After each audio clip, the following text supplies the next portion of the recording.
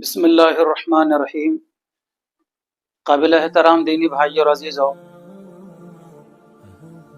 اللہ تبارک و تعالیٰ نے ہم سب کو اور پوری کائنات اور کائنات کے ذرے ذرے کو پیدا کیا ہے۔ وہی پوری کائنات اور کائنات کے ذرے ذرے کا خالق بھی ہے اور مالک بھی ہے۔ وہ اپنے کائنات میں جو چاہے تبدیلی کرتا ہے۔ چنانچہ چاند اور سورج یہ اللہ تبارک و تعالیٰ کی دو نشانیاں ہیں۔ ان الشمس والقمر آیتان من آیات اللہ، کہ اللہ کے نشانیوں میں سے یہ دو نشانیاں ہیں، چاند اور سورج۔ جب چاہتے ہیں اللہ تبارک و تعالیٰ ان کی روشنی کو کم کرتے ہیں، ان کو بے نور کر دیتے ہیں۔ چنانچہ اس مرتبہ آج 7 ستمبر 2025 بروز اتوار کو رات 9:57 سے چاند گرہن لگنے جا رہا ہے، جو تقریباً 1:27 تک رہے گا۔ وہ تقریباً 3 گھنٹے 3.5 گھنٹے یہ سورج چاند گرہن رہے گا۔ ایسے موقع پر اسلام میں احکامات کیا ہیں، بہت سارے لوگوں کو جستجو رہتی ہے کہ کیا کریں اور کیا نہ کریں۔ دیکھیں، نبی کریم صلی اللہ علیہ وسلم کے مبارک زمانے میں بھی سورج گرہن لگا تھا یا چاند گرہن لگا تھا۔ اس زمانے میں لوگوں کا یہ تصور تھا کہ کسی بڑے آدمی کے وفات کی وجہ سے یا اس کی پیدائش کی وجہ سے سورج کو یا چاند کو گرہن لگتا ہے۔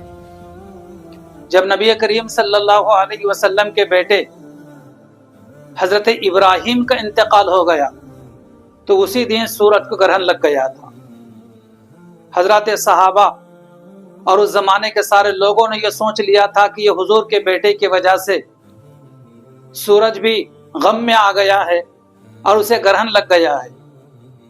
جب نبی کریم صلی اللہ علیہ وسلم کو اس کی اطلاع ہوئی کہ لوگ یہ تصور کر رہے ہیں، یہ سوچ رہے ہیں کہ حضور کے فرزند کی وجہ سے اور ان کے فرزند کے انتقال کی وجہ سے سورج کو گرہن لگا ہے، تو آپ علیہ السلام نے لوگوں کو مسجد نبوی کے جمع کیا اور اس کی صاف طور پر تردید فرمائی کہ کسی کے مرنے اور کسی کے پیدا ہونے کی وجہ سے چاند اور سورج کو گرہن نہیں لگا کرتا۔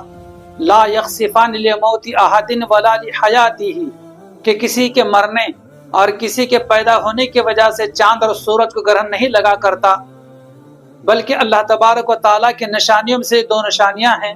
جب چاہتے ہیں اللہ تبارک و تعالیٰ کسی کے نور کو کم کر دیتے ہیں اور کسی کے نور کو چھین لیتے ہیں۔ فرمایا آپ علیہ السلام نے فَإِذَا رَأَيْتُمُوهُ فَصَلُّوا، کہ جب تم دیکھو کہ چاند اور سورج کو گرہن لگ گیا ہے تو تم نماز پڑھو۔ اور ایک حدیث مبارکہ میں ہے کہ صدقہ و خیرات کرو اور دعائیں بھی کرو۔ تو معلوم ہوا کہ جب چاند گرہن لگ جائے یا سورج گرہن لگ جائے تو ایسے موقع پر نماز پڑھنی چاہیے، صدقہ و خیرات کرنا چاہیے اور دعاؤں کا اہتمام کرنا چاہیے۔ نبی کریم صلی اللہ علیہ وسلم کے مبارک زمانے میں بھی آپ نے لوگوں کو مسجد نبوی میں جمع کر کے نماز پڑھائی تھی۔ سورج کو گرہن لگتا ہے تو اس نماز کا نام ہے صلاۃ الکسوف، کاف سے، اور چاند کو گرہن لگتا ہے اس وقت جو نماز پڑھی جاتی ہے اسے کہا جاتا ہے صلاۃ الخسوف، خاص سے۔ تو اس مرتبہ جو 7 ستمبر بروز اتوار کو رات 9:57 پر چاند گرہن لگ رہا ہے، شروع ہو رہا ہے، تو ایسے موقع پر چاہیے کہ ہم زیادہ سے زیادہ دعاؤں کا اہتمام کریں، صدقہ و خیرات کا اہتمام کریں اور صلاۃ الخسوف کی نماز پڑھیں۔ صلاۃ الخسوف کی نماز کیسے پڑھی جاتی ہے؟ دیکھیں، 2 رکعت نفل نماز کی طرح ہی یہ نماز پڑھی جاتی ہے۔ بہرحال اس میں لمبا رکوع، لمبا سجدہ ہو تو بہتر ہے۔ نبی کریم صلی اللہ علیہ وسلم کے مبارک زمانے میں آپ علیہ السلام نے خود نماز پڑھائی تھی۔ سورج گرہن کی نماز تو ٹھیک ہے جماعت کے ساتھ میں ہے، لیکن چاند کو گرہن لگ جائے تو ایسے موقع پر جو نماز پڑھی جاتی ہے وہ جماعت کے ساتھ نہیں ہے، بلکہ تنہا انفرادی طور پر ہر فرد اپنے اپنے طور پر نماز پڑھے، اس طریقے سے کرنا چاہیے۔